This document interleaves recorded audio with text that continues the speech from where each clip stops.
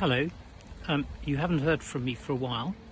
The reason for that is that I've been undergoing some surgery for a detached retina which resulted in the loss of sight in my left eye.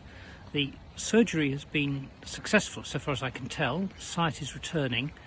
The brain is having a little difficulty in coping with two different images from each eye, and I'm getting a bit of double vision, but I'm hoping that will resolve itself over the next few weeks. As a result of that, I haven't really been able to read so much, but I have been following by other means what's been going on in relation to COP26. Of course, we're entering into the week of COP26, and like me, you may think, unfortunately, the signs for a good outcome are not that promising at present, unless something very significant changes over the next week or so. It's very difficult, isn't it, to see what progress can be made without countries such as China and India participating in the cuts necessary, or indeed the consensus needed to get the many billions of pounds of funding necessary to encourage developing countries to cut their carbon emissions.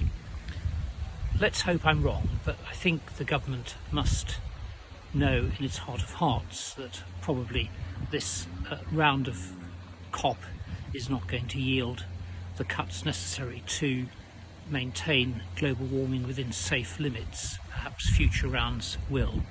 We'll see. But where does that leave the government?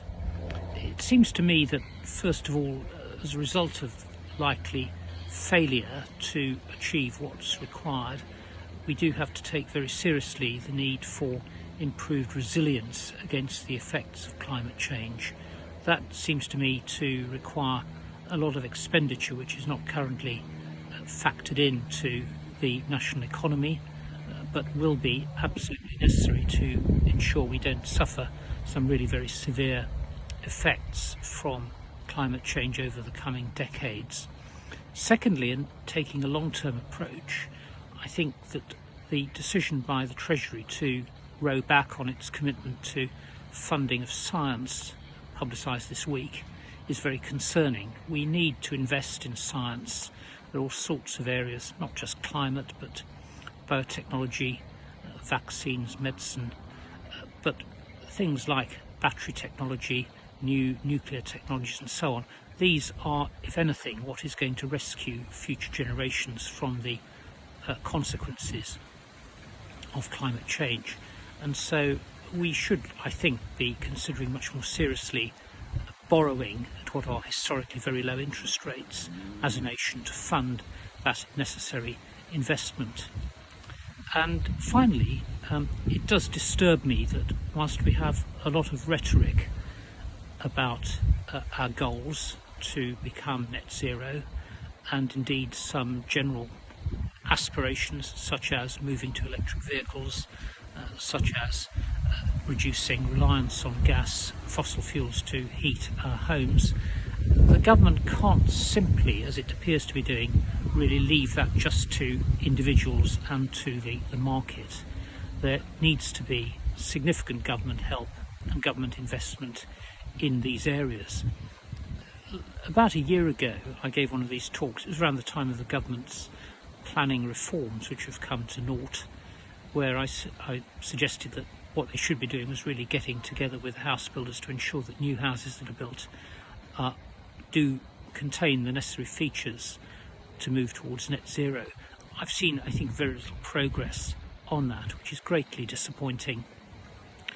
And it's wrong, I think, to expect people in practical terms to take the expensive necessary steps of acquiring electric vehicles, acquiring air source heat pumps for their homes, without assurance really that they'll be properly safeguarded and protected in that, in terms of the necessary infrastructure and in terms of the controls over the quality, the reliability and the ongoing maintenance of those systems.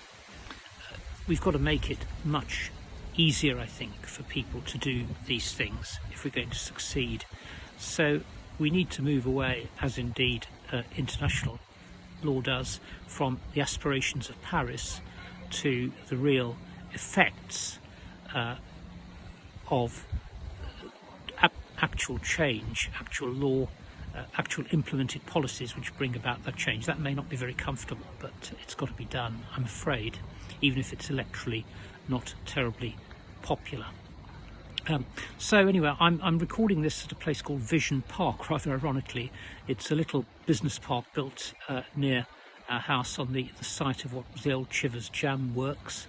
It's got a very nice lake, a thriving population of ducks. I don't think you've heard them during the video, but anyway, that's where I am. And I just give a plug before I go for a seminar which we're holding on COP26, 3906 Chambers, on the 17th of November. I hope very much you look at our website, put the date in your diary, join us for that. But for now, goodbye and thanks for listening. Goodbye.